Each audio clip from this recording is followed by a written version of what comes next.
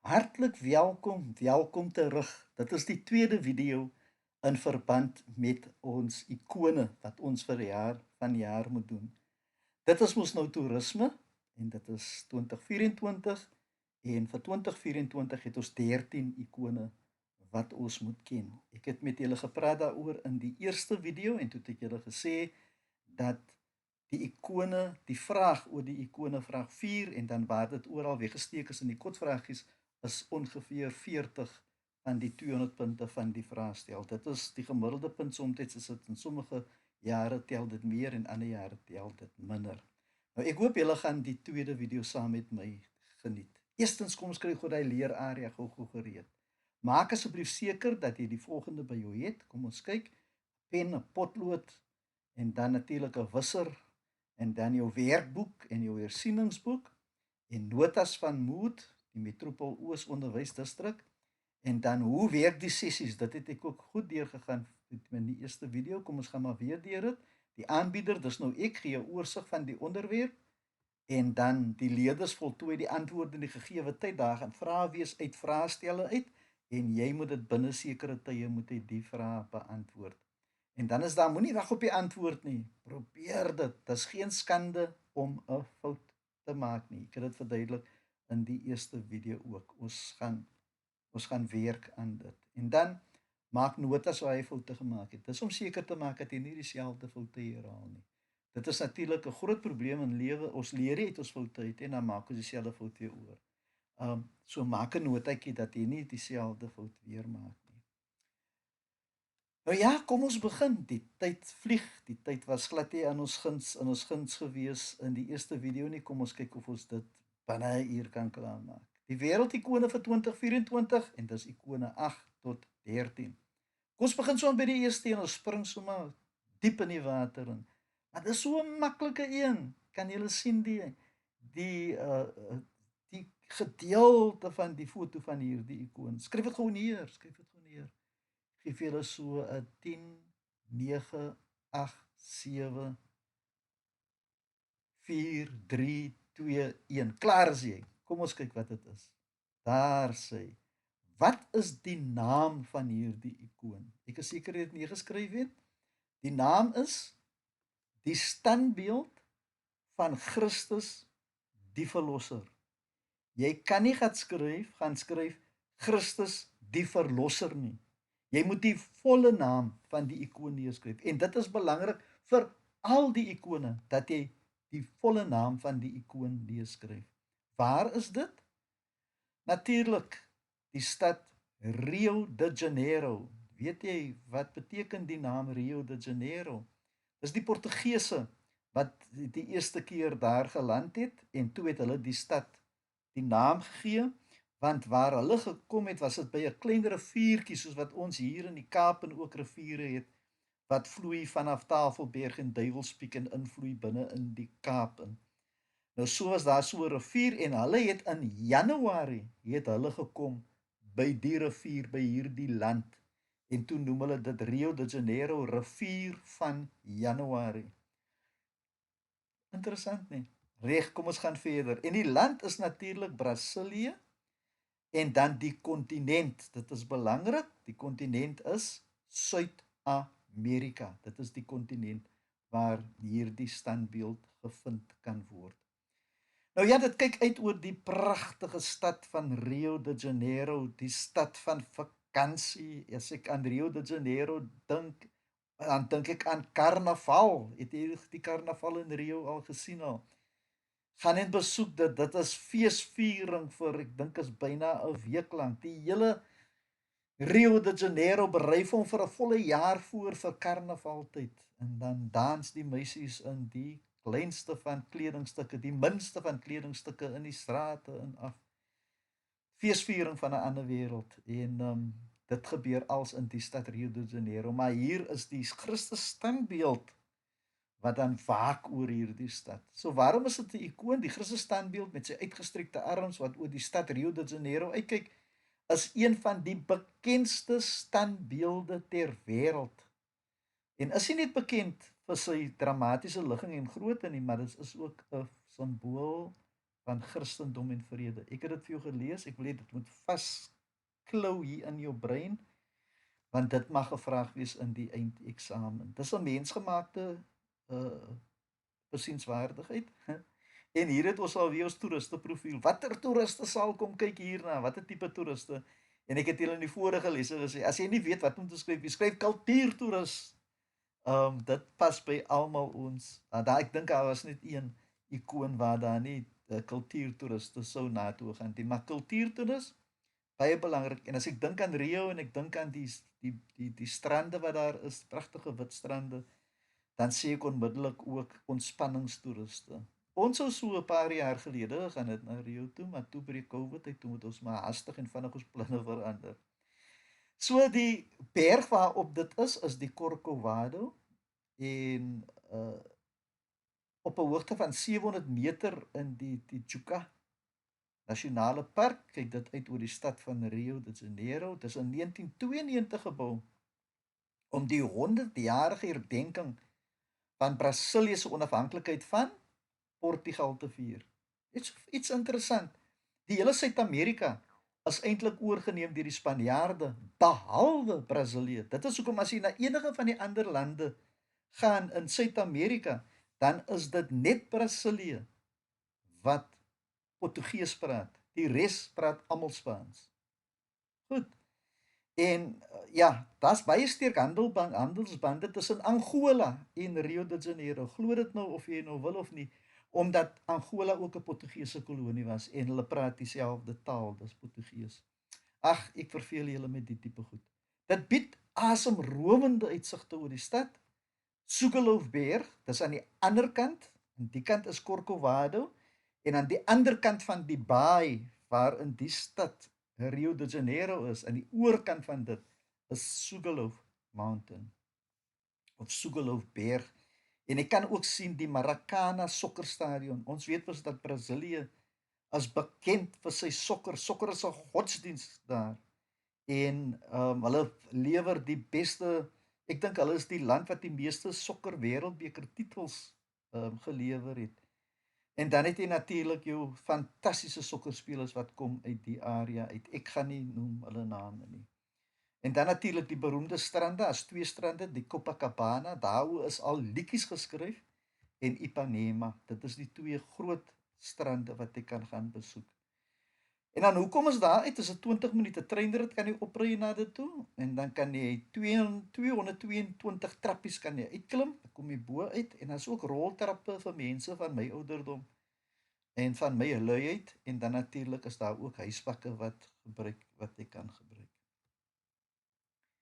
Watter ikoon is dit? Jy so 'n minuut of twee om dit net goed te besigtig. Ja, dit is een van ons natuurlike ikone. Die naam is natuurlik die Niagara watervalle.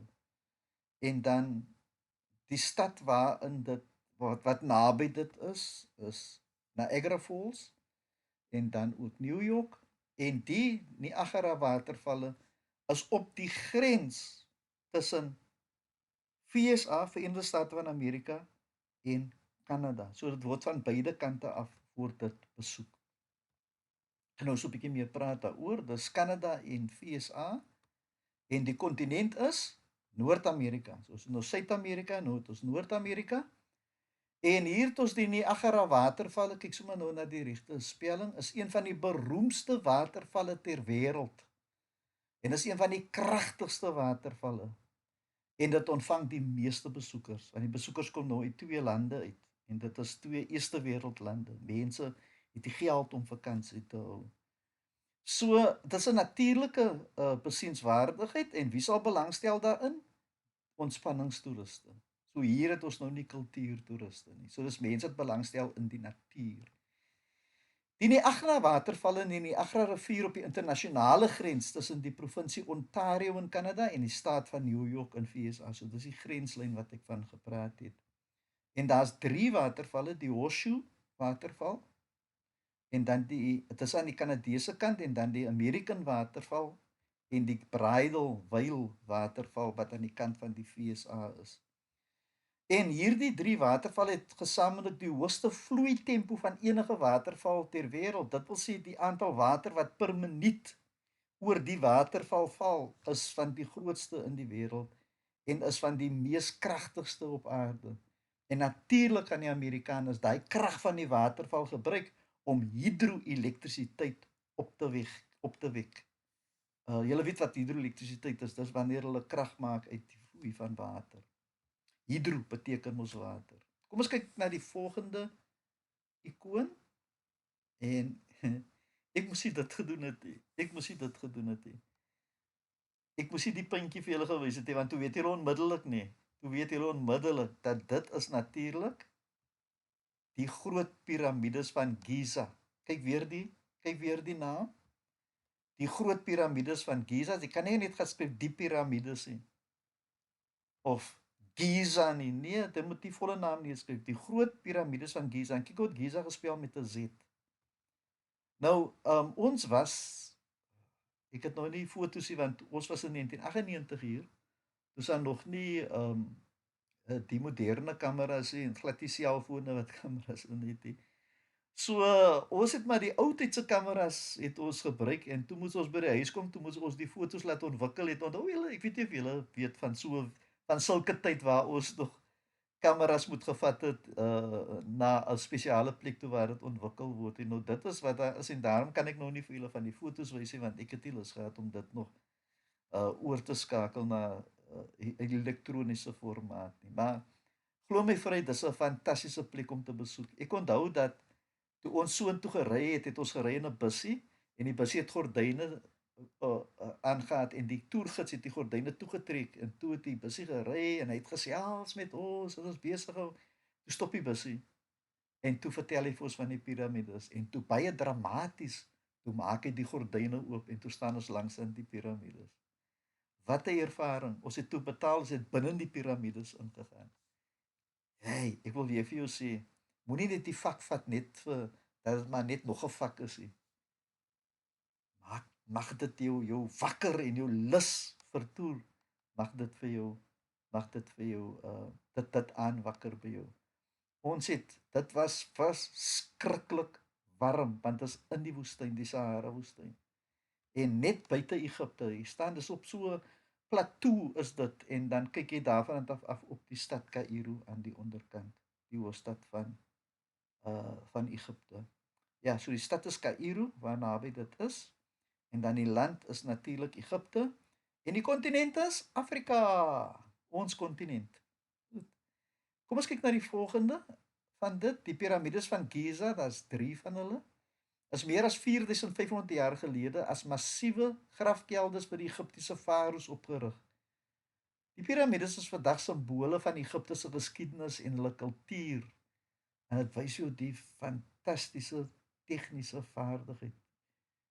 Jy weet, as jy stap van die plateau of na die piramides toe, dan stap jy tussen 2 mure in, want hulle verduidelik vir jou die kamers waar die lyke gebalsem was en dan stap jy op en die 2 mure is gebou van massiewe klippe.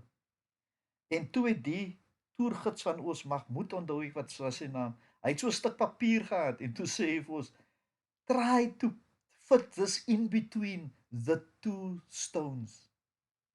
En ons kon dit nie. Dit pas so perfek op mekaar dat ek kan nie papier tussen dit druk nie. Jy moet dit gaan kyk. Goed, daar is 3 van die piramides Khufu, of wat ook genoem die piramide van Cheops, dan Khafre en dan Menkaure. Dit is die drie piramides. En as jy in dit ingaan, ons het gegaan natuurlik in Khafre, die groot een, en dan gaan jy binne in dit en dan kom jy in binne die koningskamer. Ek dink nie hulle het vir ons, ek kan nie onthou dat hulle vir ons toegelaat het na die koningin se kamer toe nie. Maar gaan kyk dit. Dit sê hierso, hulle het geglo dat die siel van die dooie die songod Ra sou bereik wanneer dit deur die gepunte struktuur van die piramide opstyg. Goed, so watter toeriste sal dit besoek? Natuurlik die kultuurtoeriste. En natuurlik is dit mensgemaak en dis 'n UNESCO.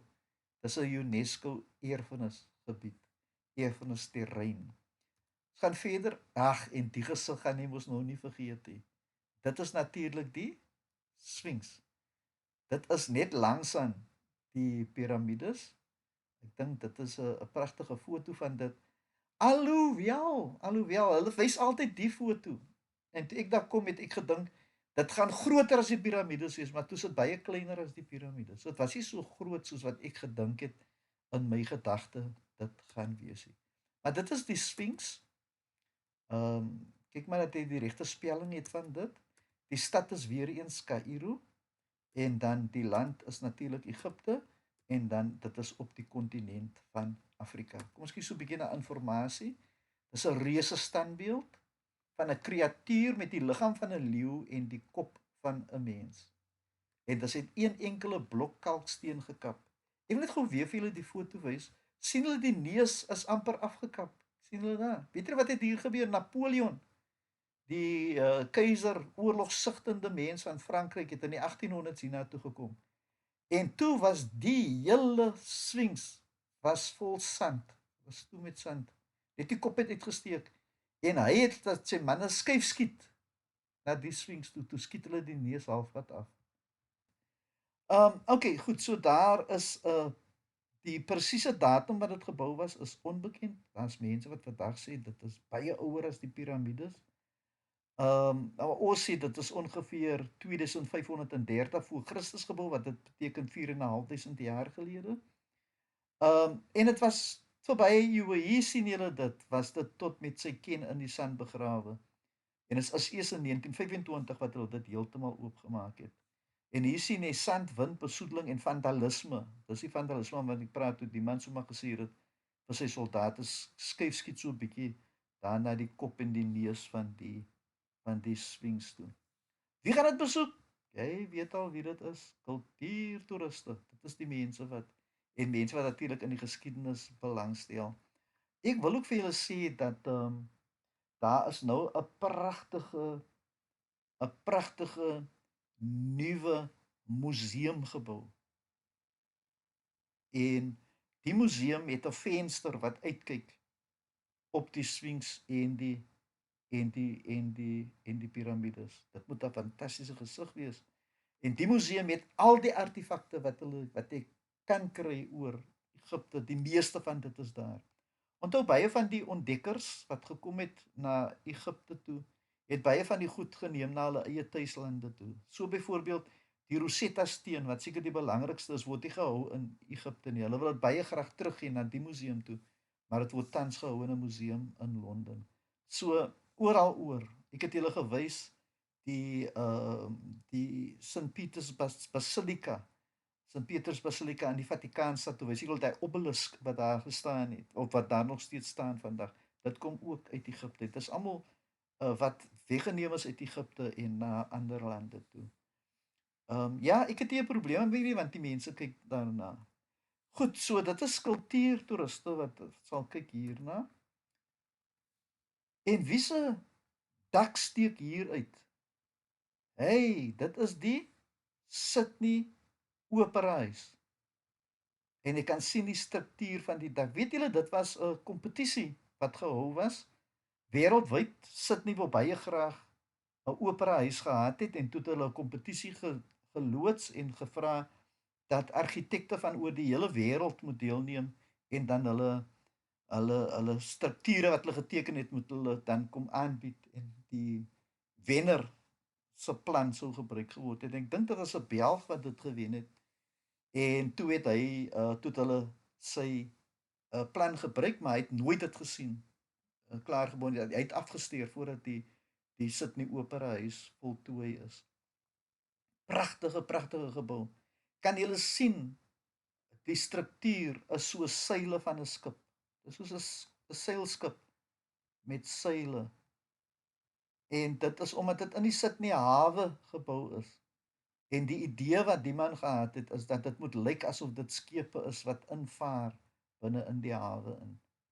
En en die gebou is vandag bekend vir vir sy dakkonstruksie. Dis waarvoor hy, dis hoekom hy 'n ikoon is, 'n ikoniese gebou is. Goed, die naam is die Sydney Opera Huis. Dis in die stad Sydney en is in die land Australië en die kontinent is, ek het nou gesê Australië, maar dit is Australasië is die korrekte naam vir die vir die kontinent. Ek sal later weer terugkom na dit toe. So dit is 'n ikoon asof van sy ontwerp en sy konstruksie. So dis mensgemaak en die mense wat sal kom kyk is kultuurtoeriste en mense wat belangstel in argitektuur. Dit word as 'n argitektoniese meesterstuk van die 20ste eeu erken. Dis in die hawe en die idee is dat dit lyk so skulpe wat so seile gevorm is. En dit herinner mense aan 'n vloot seilbote wat die hawe binnekom. Dit word beskou as een van die beroemdste uitvoerende kunstesentrums ter wêreld. Julle moet tog gaan kyk, daar's 'n video waarin twee dames sing en natuurlik omdat een van hulle grootste operasterre van Australië was Joan Sutherland en ek dink dit is sy wat sing saam met nog 'n sopraan, dan sing hulle die blomme duet uit Lakme, die opera Oog my aarde.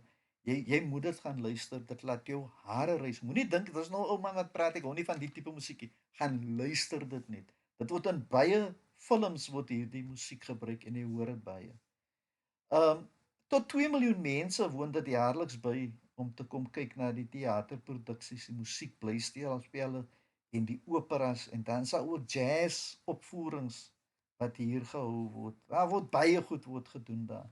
En dit is ook 'n UNESCO wêrelderfenisterrein en laat ek gou vir jou dit sê, dit is so pragtig dat dit een van die 7 wonders van die wêreld genoem word. 7 van die uitstaande plekke in die wêreld. Die top 7. Dit is die Sydney Opera Huis. So moenie vir my vra hoekom is dit gekies as 'n ikoon vir ons matrieks nie? Dis omdat dit so 'n uitsonderlike gebou is. Kom ons kyk na die enetjie, wat steek hier uit? Ek is seker jy het dit gesien. Kyk die rooi beer. Hy's rooi omdat daar yster in die sand is, in die klip is en dit het verroes. Julle weet mos hoe raak yster verroes. Die naam is natuurlik Ayers Rock. Onthou, ek het julle gesê ek is 'n lui mens. Ek onthou net die kort goed. So Ayers Rock is vir my kort om te onthou. Die groot naam is Uluru Katachuta Nasionale Park. As jy hou van lekker woorde wat jou tong vou, dan kan jy gaan leer die woord Uluru Katachuta Nasionale Park. Maar ek is te lui vir daai lang woord, so ek leer maar die klein weergawe daarvan Ayers Rock. Jy sal 'n punt kry vir dit. Dis onthou Australië is opgedeel. Ons het ons provinsies KwaZulu-Natal, Wes-Kaap, Oos-Kaap. Hulle het state en een van die state is die noordelike gebied noem hulle dit. En op 'n kaartboek dan gaan jy sien hulle noem dit the Northern Territories, né, die noordelike gebied en dis op die kontinent Australasië en die land is Australië. Goed. Kom ons kyk na 'n beskrywing van dit. Uluru of Ayers Rock is 'n unieke massiewe ronde rotsformasie wat uit harde rooi sandsteen gevorm is. Dit word ook genoem die eilandberg. Weet jy hoekom hulle noem dit die eilandberg? Omdat daar is alles is plat. Niks is daar nie. Is soos wanneer jy ry na Namakoland toe, dit is plat en dan skielik sien jy daar in die verte is die rooi koepel. Dis 'n eilandberg. Dis 'n berg in die middel van niks. En dit strek, weet jy wat? Dit strek 5 kilometer diep onder die grond ook nog in. Dis net die punt van dit wat jy sien wanneer jy kyk na die foto's. So dit lê in die Ayers Rock, dit lê in die Uluru Katachuta Nasionale Park, noordelike gebied van Australië en die park is vernoem na Uluru, die oorspronklike naam en die Katachuta, die reeks van die rotskoepels.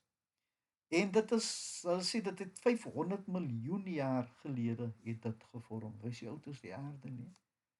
Maar belangrik is dat die gebied, die area is heilig vir die oorspronklike inwoners van Australië. Dit is, hulle word genoem die Aborigines. Ek weet nie of jy al van die woord gehoor het nie. Maar dit is die inwoners, die inboorlinge van Australië. En vir hulle is die berg heilig. En hulle wil nie hê dat mense moet die berg uitklim nie. Daar was klomp gevegte tussen hulle en die Australiese regering, want hulle wou gehad het die plek moet heeltemal afgebaken wees, omdat dit so heilig is vir hulle. Dit kry sy rooi kleur van die ysterminerale wat in die rotse is, en dit het verweer en die yster het geroes en dit maak gee dit die rooi kleur. En natuurlik is 'n natuurlike besienswaardigheid, soos dit nou gehad, die Niagara watervalle, die Swartwoud en dan het ons nou Ayers-Rock. Dit is die 3 natuurlike ikone wat hele vanjaar doen. Ek sal dit later weer invryf. En watter tipe toeriste? Kyk hierso. Dit is alweer die kultuurtoeriste wat in die inboorling kultuur belangstel. Hulle is die mense wat sal gaan kyk na hierdie ikoon. Daar's 'n pragtige film gemaak, Australië dink ek is die film se naam. En dan wys dit die area waarin hierdie berg Ayers-Rock gevind kan word. So nou ja, dit is nou ons verskillende ikone, dit is die 6. En ek het hierdie wêreldkaart voor my nou. As jy wonder waar gaan jy nou 'n wêreldkaart kry? Jy het 'n wêreldkaart man. Jy het 'n wêreldkaart. Haal jou September vraestel uit. Dan gaan jy sien binne in die vraestel gaan wees jou tydsone kaart. En ek sit gewoonlik dit op wanneer ek die video's doen, maar ek het vandag nou het ek nou net 'n pragtige wêreldkaart en ek wil vir julle ietsie noem wat vir jou gaan laat die 13 ikone maklik laat onthou. Veral nou hierdie 6. Onthou die ander 7 het ek jou mos gesê, is 4 is in Italië, tel saam met my, 2 is in Duitsland en dan 1 is in China. Dit is die groot muur van China. Ons gaan nou deur dit almal weer werk. Nou hierdie gedeelte, die 6 het ek saam gegroepeer omdat hulle vorm ook 'n patroon. Kyk net die patroon. Die Niagara watervalle is in die Noord-Amerika. Dis op die linkerkant. As ek nou so kyk na die kaart, is ons op die linkerkant van die kaart. En dan is as die standbeeld van Christus, dis ook op die linkerkant van die kaart en dis in Suid-Amerika. So sê Noord-Amerika, Suid-Amerika, dit is die 2 op die linkerkant. Dan het ons 2 in die middel. Weet julle wat 'n 2 dit is? Dit is in Egipte, die piramides van Giza, die groot piramides, en natuurlik ook die Sphinx is ook mos in Egipte, hulle is bymekaar. So daar's 2 ikone op die linkerkant, 2 ikone in die middel. En raai wat? 2 ikone op die regterkant. Die Sydney Opera House en Ayers-Rock. Dit is op die regterkant. So nou is dit maklik om te onthou. Ek het 6 ikone hier.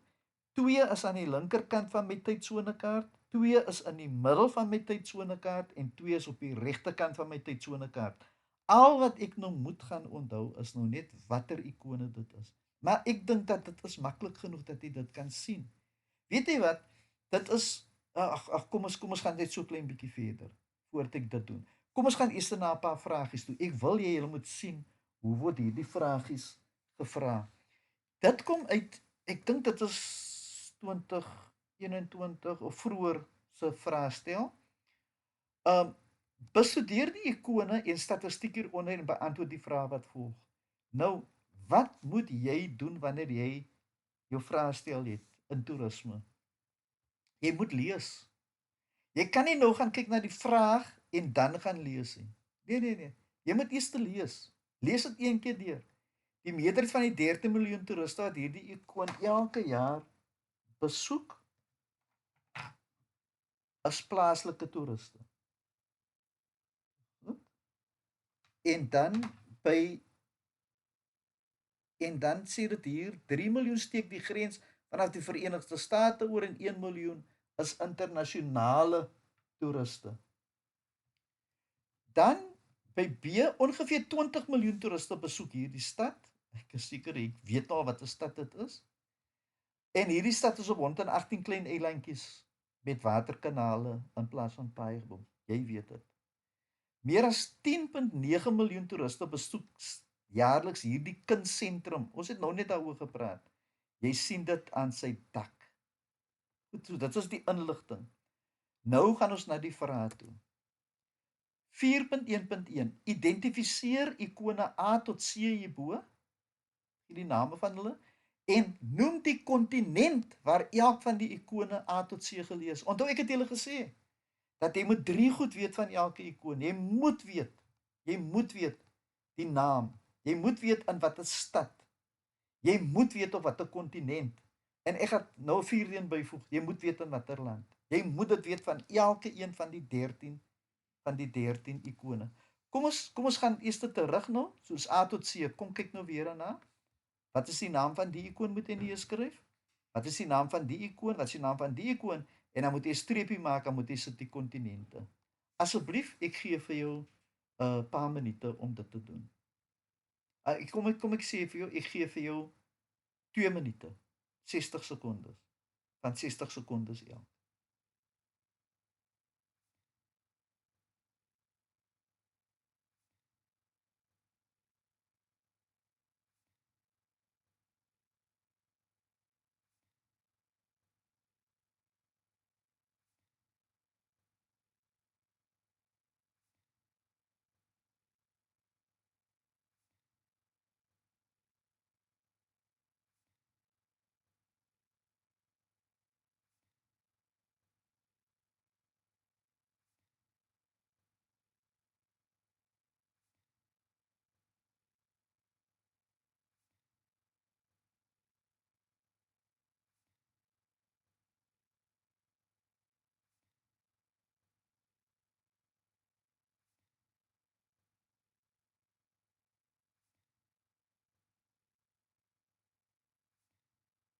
Goed, die 2 minute is om. Kom ons kyk na die ikone, ons kyk na die antwoord.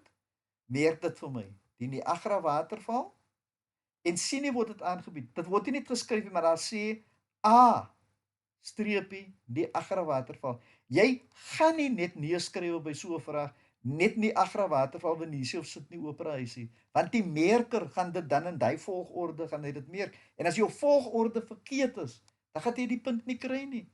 Sien nou byvoorbeeld jy het nou eers geskryf Sydney Opera House. As mos Sydney Opera House hy derde ene. Sê jy vir jouself, ek werk sommer van onder af boontoe en nie ag, jy kry dit verkeerd. Tensy jy gesê het C Sydney Opera House eerste en dan B Venesië en A Niagara waterval. Verstaan jy wat ek vir jou wil sê? Jy moet die letters sit daarvan. En dan watter kontinente? Die Niagara waterval is in Noord-Amerika, Venesië is in Europa en Sydney Opera House is in Australië, Australasie. Dit is waar dit is. Dit is die woord wat ek nou vir eventjies vir julle gewys het. Goed, ons gaan terug gou-gou. Die tweede vraag is 4.1.2. Verwys na die besoekersgetalle van ikoon A en identifiseer die hoofbron wat die hoofbronmark wat hierdie ikoon besoek. Nou kyk net, die vraag is ek so bly oor dat dit ingekom het, want ek wil iets vir jou wys. Besoekersgetalle by ikoon A. Lees weer daardeur. Sien jy dat hulle sê vir jou presies waar die mense vandaan kom? Wat staan daar? Die meerderheid van die 13 miljoen toeriste wat hierdie ikoon elke jaar besoek. Ek kry jou antwoord. Ek gee vir jou gou 30 sekondes, dan skryf jy net gou die antwoordjie neer. OK, kom ons gaan nou terug en ons gaan kyk na die antwoord. Jy het ons gesien waar dit staan. Plaaslike besoeke, toeriste, is die mense wat dit die meeste besoek. En as jy nog wil snaaks wees, dan kan jy ook gesê het Kanadese, want jy sien hier 3 miljoen steek die grens oor. 1 miljoen is internasionaal. Vanaf die Verenigde State. En dan 1 miljoen is internasionaal. So jy kon ook gesê het Verenigde State of jy kon gesê het Kanadese besoekers. Goed, ons begin by 4.1.3. Vergelyk die besoekersgetalle vir ikoon B en C en gee een rede waarom ikoon B gewilder is as ikoon C. Nou, ek sê dit nou vir die eerste keer. Onthou, in elke vraag gaan daar maklike vrae wees en dan gaan ook moeiliker vrae wees waar jy 'n bietjie moet dink. Nou die 4.1.3 is 'n bietjie van 'n dinkvraag. Is 'n bietjie van 'n dinkvraag. Die ander was nou gegee vir jou in jou mond. Jy moet net jou mond oopmaak en jy moet net byt, dit is al. Maar die 4.1.3 is 'n dinkvraag. Vergelyk die besoekersgetalle van B en C en gee 'n rede waarom jy dink dat B kry. Wat is die rede waarom B 20 miljoen kry en C 10.9 miljoen? Ek gee vir jou 2 minute om dit neer te skryf en dit oorweeg.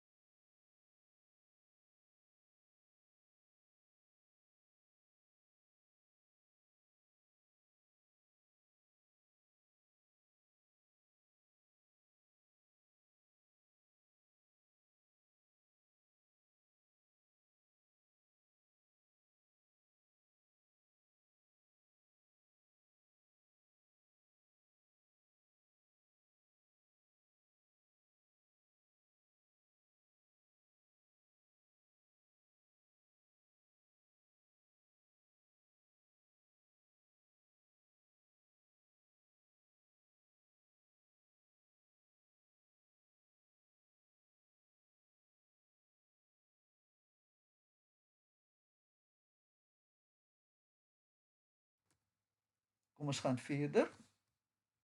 Die 2 minute is om. Dis jammer. Kom ons kyk na die antwoord. En hier sien jy die antwoord. Ikoon B het besoekersgetalle vir 'n hele stad Venesië. En ikoon C is mos net nie sit in die opera huis. So, dit is net een attraksie. Die mense kom nie die stad besoek, hulle kom die attraksie besoek. Maar Venesië kom hulle die hele stad besoek. En natuurlik, die ander ding is dit dat jy het mos gesien, as ek gaan na die wêreldkaart wat ek nou so vluggies baie vinnig hier gewys het. Maar laat ek maar liewer net hiernatoe gaan. En dan sien jy die wêreldkaart. Sien jy waar is Australië? Dit is weg van die wêreld af. En kyk, waar is Venesië? Is hier by Italië. Is Italië die voet van Italië?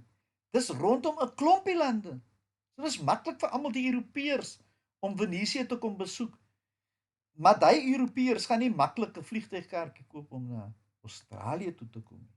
So dit is die probleem wat die Sydney Opera Huis het en dis hoekom hy soveel minder mense besoek. Maar ek gaan vir jou sê, dis nog steeds 'n hengse klomp mense. 10.9 miljoen per jaar is baie groot.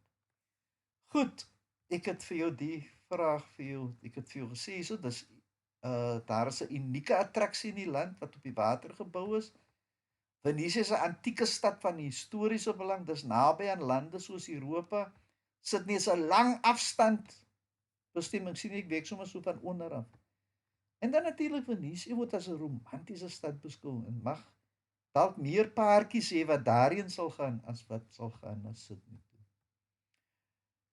Kom ons gaan na die volgende vraag toe. Lees die gevalle storie hieronder en beantwoord die vrae wat volg.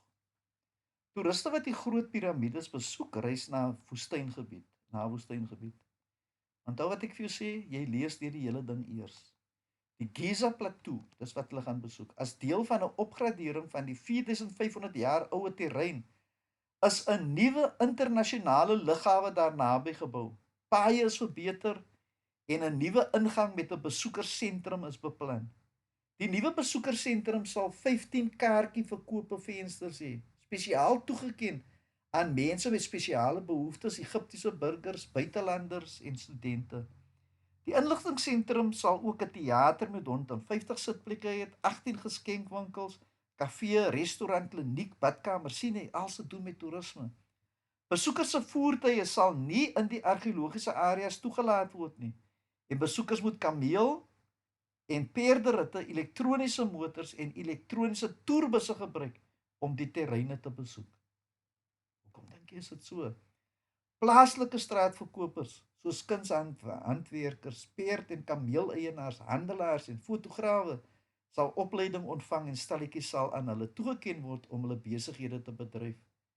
Opleiding sal gehalte, produkte en dienste teen kompeterende pryse verseker, sonder dat die straatverkopers besoekers aanstoot gee. Goed, nou gaan ons na die vragies toe. Eerste een. Noem die land waar die groot piramides geleë is en noem die kontinent waar die groot piramides geleë is. Sien julle hoekom ons deur al 4 gegaan het konstant? Naam, stad, land, kontinent. Jy moet deur dit gaan op die manier en ek het vir julle gesê, jy moet dit gaan leer. Kom ons kyk na die antwoord. Het jy dit neergeskrywe? Ek gee vir jou so 2 sekondes gou-gou.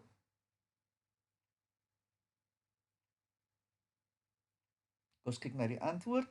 Egipte is die land en die kontinent is Afrika. Kyk na die volgende een. Verduidelik een rede waarom die groot piramides van Giza as 'n begrafplaas beskou word. Kom ons sê 'n begrafplaas. Skryf nie, is jy besig om neer te skryf?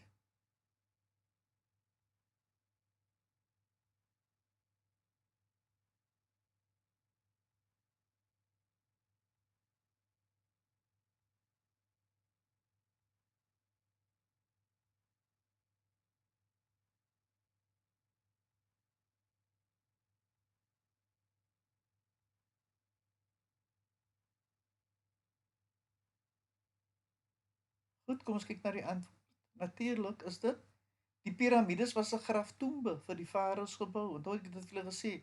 Daar was mammies was van die koninklikes en edelfamilies van Egipte is daar begrawe. Dis hoekom dit genoem word 'n begrafplaas. Want dit was jy ken mos 'n lekker begrafplaas, ons het grafstene op. Hulle het die grafstene, hulle het maar piramides gebou vir hulle vir die grafte van hulle konings. Dan voltooi die stelling, die liggaam van die Sphinx is in die vorm van 'n het jy dit neergeskryf? Kom ons kyk. Dis in die vorm van 'n leeu. Jy weet dit mos. Dan die groot piramides kan as 'n suksesvolle toeristebesienswaardigheid bedryf word. Bespreek 2 voorbeelde elk hoe volhoubare en verantwoordelike bestuursplanne geïmplementeer word. Wat beteken volhoubaar? Dit sal nog vir die toekoms nog steeds daar wees. Verantwoordelik, die mense kyk daarna. Die personeel se gedrag bekwaam en eties sal wees. Eties beteken menslik. Hoe moet die personeel se gedrag wees? Wil jy gou weer, maar ek hoef nie vir jou weer dit te laat lees nie. Want dit is afleidings. Dit is nie direkte antwoord nie. Dit is goed wat jy moet gaan uithaal. Jy moet kennis dra van die ander temas van toerisme om hierdie vraag goed te kan beantwoord. Dis volhoubare en verantwoordelike bestuursplanne. Daar is elke jaar 'n vraag oor dit in die eksamen. Maak nie saak wat die ikoon is nie. Kom ons kyk. Jy het hier gesien, voertuie wat dalk die terrein kan beskadig, word verbied. Dit word by die besoekersentrum gelos.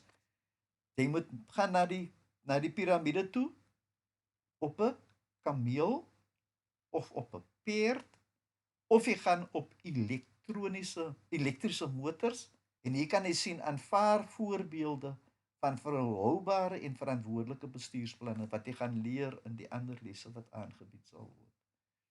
Goed, so hier kan jy sien wat hulle doen om die plek volhoubaar te maak.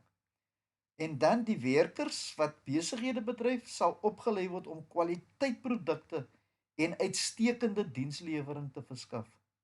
Planne is in plek om te verseker dat kwaliteitprodukte en dienste verskaf word.